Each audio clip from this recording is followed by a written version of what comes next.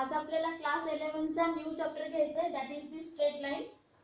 Straight line काय आहे ते बघण्याच्या आधी आपल्याला ह्या चॅप्टरचा मेन इम्पॉर्टंट बेसिक पॉइंट घ्यायचा आहे, that is the locus of a point. Locus of a point. आता लोकस ऑफ अ पॉइंट म्हणजे काय? समजा कुठल्याही प्लेन मध्ये, आता सपोज हा बोर्ड म्हणजे एक प्लेन आहे, या प्लेन मध्ये जर काही पॉइंट्स काढले तर हे पॉइंट्स कोणत्या इक्वेशनला, कोणत्या अल्जेब्रिक इक्वेशनला सॅटिस्फाय करतात, कोणती लाईन येणार, कोणता कर्व येणार, हे त्याचं इक्वेशन फाइंड करायचं, म्हणजेच त्या पॉइंट्सचं ते लोकस आहे. म्हणजे बघा आता सेट ऑफ पॉइंट्स आहेत, हे सेट ऑफ पॉइंट्स जर जॉइन केले तर ते स्ट्रेट लाईन आली. मग ह्या पॉइंट्सला आपण याचं लोकस म्हणू स्ट्रेट लाईन. आता फॉर एक्झाम्पल सपोज आपण दुसरे सेट ऑफ पॉइंट्स घेतले सर्क्युलर फॉर्म मध्ये आणि ह्याला जर जॉइन केला तर हे जे पॉइंट्स आहेत ह्या पॉइंटचं लोकस काय येणार? सर्कल येणार. मग लोकस ऑफ अ पॉइंट म्हणजे काय? तर a set of points in a plane which satisfy certain geometrical condition. Certain geometrical condition. मग मे बी स्ट्रेट लाईन असेल, मे बी सर्कल असेल, स्क्वेअर असेल, रेक्टँगल असेल, कोणतंही एखादं जॉमेट्रिकल कंडिशन जर त्या पॉइंट्सनी सॅटिस्फाय केलं तर त्या कंडिशनला आपण locus of a point in the coordinate plane आपण असं म्हणू शकतो. आता सपोज आपल्याला ह्या लोकसचं इक्वेशन फाइंड करायचे, तर ह्या लोकसचं इक्वेशन काय आहे? an algebraic relation between the coordinate x and y of any point. म्हणजे आता सपोज हे सर्कल किंवा ही लाईन आपण x आणि y ऍक्सिस मध्ये काढली तर x ऍक्सिसचं आणि y ऍक्सिसचं जे काही रिलेशन येईल प्रत्येक पॉइंट्सला घेऊन, तर ते रिलेशन xy ऍक्सिस मधलं किंवा x आणि y व्हेरिएबल मधलं, तर त्या रिलेशनला आपण इक्वेशन ऑफ लोकस असं म्हणू. Equation of locus. What is an equation of locus? an algebraic relation between the coordinate x and y of any point on the locus. म्हणजे ह्या लोकस मध्ये x आणि y या कोऑर्डिनेटचं जे रिलेशन येईल, algebraic equation येईल, त्या इक्वेशनला आपण म्हणायचं equation of locus which satisfies the given geometrical condition. मग आता इथे वेगवेगळ्या कंडिशन्स दिलेल्या असतील, त्या कंडिशन्सचा आणि दिलेल्या पॉइंटचा यूज करून आपल्याला x आणि y मधलं रिलेशन फाइंड करायचं, म्हणजेच आपल्याला इक्वेशन ऑफ लोकस फाइंड करायचं. मग आज आपल्याला काही एक्झाम्पल्स बघायचे जे फक्त लोकस वरती असतील आणि त्याच्यानंतर मग आपण स्ट्रेट लाईन कडे जाऊ. आता बघू आपण इक्वेशन ऑफ लोकस फाइंड कसं करायचं. इक्वेशन ऑफ लोकस फाइंड करण्यासाठी काही स्टेप्स आहेत. म्हणजे आपल्याला आधी दिलेल्या प्लेन मध्ये कोणताही एक पॉइंट कन्सिडर करायचा, that is suppose pxy, that is any point with coordinate x and y. मग दिलेली कंडिशन लिहायची. म्हणजे तुम्हाला दिलेला असेल सपोज दोन पॉइंट्स इक्वल डिस्टन्स वरती आहेत, किंवा दोन पॉइंटचा स्क्वेअर सारखा आहे, किंवा दोन पॉइंटचं सबट्रॅक्शन इज इक्वल टू 5 आहे, अशी काहीतरी कंडिशन दिलेली असते. ती कंडिशन आपल्याला एक्सप्रेस करायची. मग कंडिशन लिहिल्यानंतर तिथे दिलेले पॉइंट्स पुट अप करून ती कंडिशन सिम्प्लिफाय करायची. सिम्प्लिफाय केल्यानंतर आपल्याला एक x आणि y मधलं रिलेशन मिळेल. ते x आणि y चे रिलेशन म्हणजेच आपल्याला इक्वेशन ऑफ लोकस मिळणार. मग बघू आपण example number first. The example first is find the equation of locus of a point which is equidistant from the point 2,3 and 5,7. म्हणजे आपल्याला इक्वेशन लोकसचं फाइंड करायचंय. अशा लोकस जे की जो पॉइंट 2,3 आणि 5,7 याला इक्विडिस्टन्स आहे. इक्विडिस्टन्स म्हणजे तो पॉइंट हा 2,3 आणि 5,7 ला इक्वल डिस्टन्स वरती आहे. मग आपण स्टेप्स काय घ्यायच्या? पहिल्यांदा आपल्याला असा पॉइंट कन्सिडर करायचा, p सपोज वी कन्सिडर करू. Let p x, y that is a point which is equidistant from the point, suppose we write q 2,3 and r 5,7. म्हणजे इथे आपण कन्सिडर काय केलं, दिलेल्या क्वेश्चन मध्ये जे दिलंय p हा एक पॉइंट असा आहे ज्याचा लोकस आपल्याला फाइंड करायचा. म्हणजे हा पॉइंट कोणत्या कर्व वरती येईल. मग कंडिशन काय दिली आहे? which is equidistant from the points 2,3, त्याला आपण q आणि r 5,7 घेतो. मग आता इक्विडिस्टन्स म्हणजे काय? म्हणजे p पासून q पर्यंतचं अंतर हे p पासून r पर्यंतचं अंतर एवढंच आहे. Distance pq is equal to pr.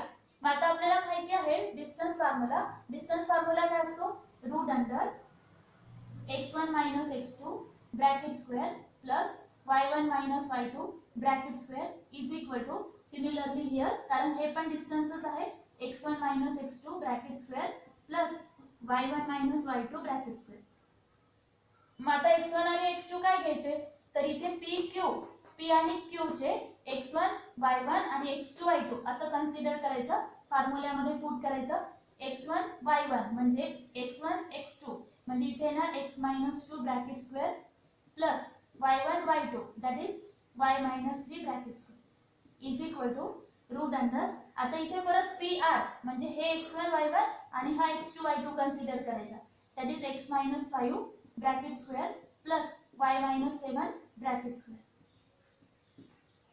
आता हे इक्वेशन दिल्यानंतर आपल्याला याला सिम्प्लिफाय करायचं बघा स्टेप्स कशा आहेत आपल्याला अशा पॉइंटचा लोकस फाइंड करायचा आहे जो पॉइंट q आणि r ला इक्विडिस्टन्स आहे मग आपण तो पॉइंट p कन्सिडर केला दिलेले दोन पॉइंट्स घेतले इक्विडिस्टन्स म्हणजे pq is equal to pr ही कंडिशन लिहिली मग डिस्टन्सचे दोन्हीकडे फॉर्म्युले लिहिले आता ह्याला सिम्प्लिफाय करायचं मग सिम्प्लिफाय कसं करणार दोघांचाही स्क्वेअर रूट काढल्याशिवाय आपल्याला सिम्प्लिफाय करता येणार नाही मग काढून टाका by taking squaring on both side दोन्ही साइडचा स्क्वेअर करायचा स्क्वेअर केला की स्क्वेअर रूट काय होतो cancel then what we get x minus 2 bracket square plus y minus 3 bracket square is equal to x minus 5 bracket square plus y minus 7 bracket square.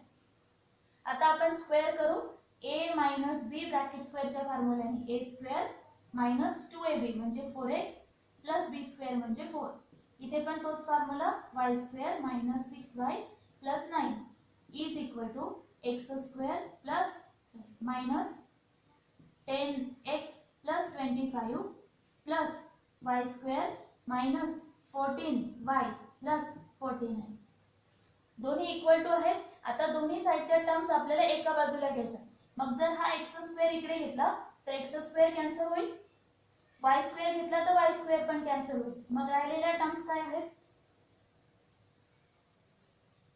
-4x plus 4 -6y plus 9 minus 10x we write here plus 10x minus 25 plus 14y minus 49 equal to 0 minus 4x आणि plus 10x that is 6x minus 6y 14 plus 14y that is plus 8y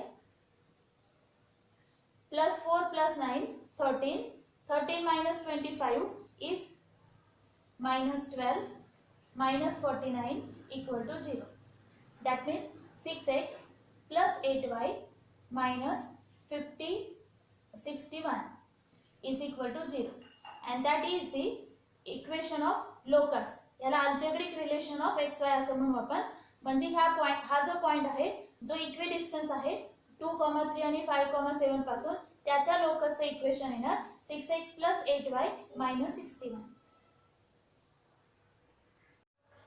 Next example is if a 2,0 b 0,3 are 2 points find the equation of the locus of a point p such that ap is equal to 2bp म्हणजे आता इथे आपल्याला ह्या पॉइंटचा locus काढायचा आहे म्हणजे हा point कोणत्या कर्व वरती आहे त्याचा अल्जेब्रिक इक्वेशन फाइंड करायचं लोकस म्हणजे कर्वचे equation such that ap is equal to 2bp ही कंडिशन दिलेली असेल तर मग आता बघू आपण आधी आपल्याला कन्सिडर करायचं point p that is x, y म्हणजे त्याचे कोऑर्डिनेट पॉइंट कन्सिडर करायचे x, y मग दिलेले पॉइंट्स आहेत given a 2,0 and b 0,3 now the given condition आता कंडिशन लिहायची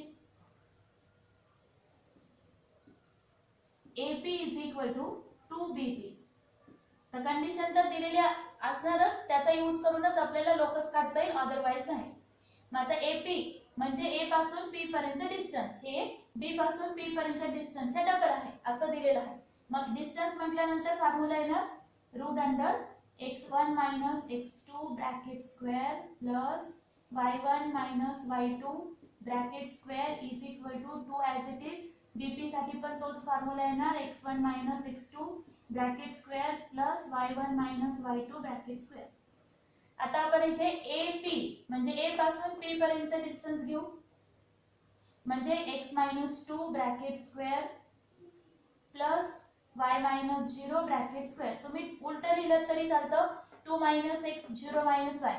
आपल्याला स्क्वेअर करायचं आहे त्याच्यामुळे सारखंच आन्सर येईल.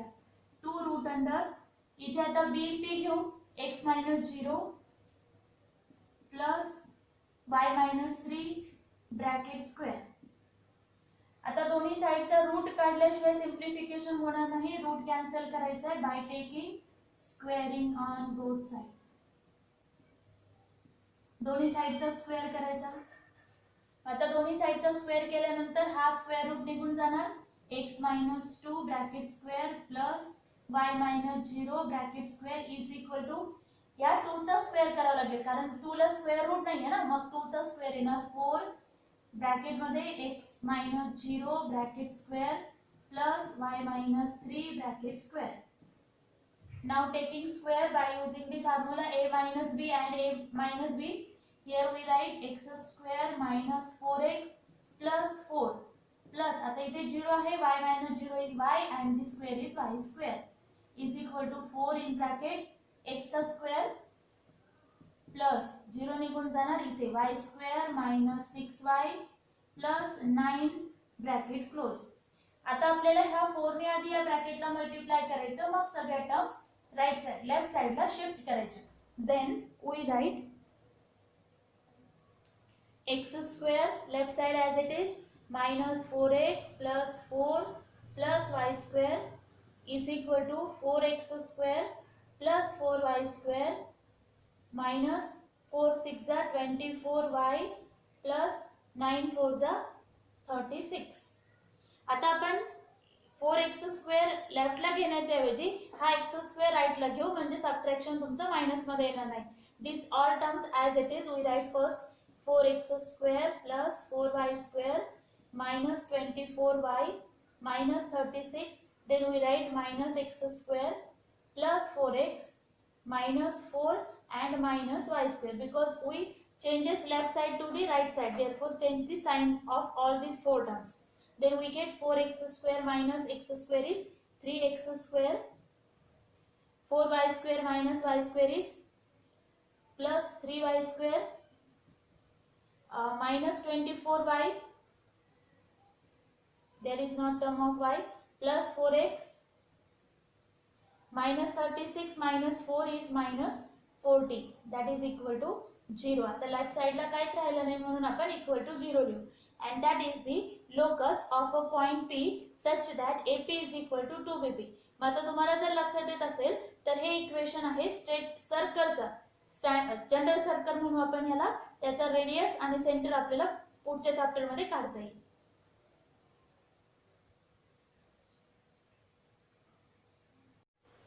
If A is 4,1, B 5,4, find the equation of the locus of a point P such that PA square is equal to 3BB square.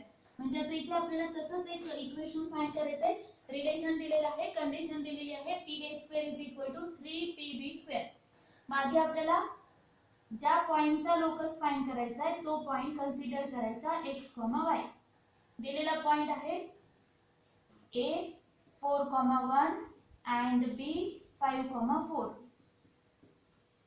आता आपण घेऊ condition. Given condition is PA square is equal to 3PB square. आता PA म्हणजे distance आणि त्याचा square दिलेला आहे. मग डिस्टन्स आपल्याला माहिती आहे स्क्वेअर रूट मध्ये असतो, मग इथे स्क्वेअर दिल्यामुळे आपण स्क्वेअर रूट घेणार नाही, डायरेक्टली आपण x x1 म्हणजे x 4 plus y minus y1 y minus 1 bracket square is equal to 3 in bracket pb x minus 5 plus y minus 4 square. आधीच्या दोन्ही क्वेश्चन्स मध्ये आपण स्क्वेअर रूट असा डिस्टन्सचा फॉर्म्युला घेतला, पण इथे pa चा स्क्वेअर दिलाय, म्हणजे इथे तुमचा हा जो स्क्वेअर रूट आहे तो ह्या स्क्वेअर सोबत कॅन्सल झाला, स्क्वेअर रूट लिहायची गरज नाही.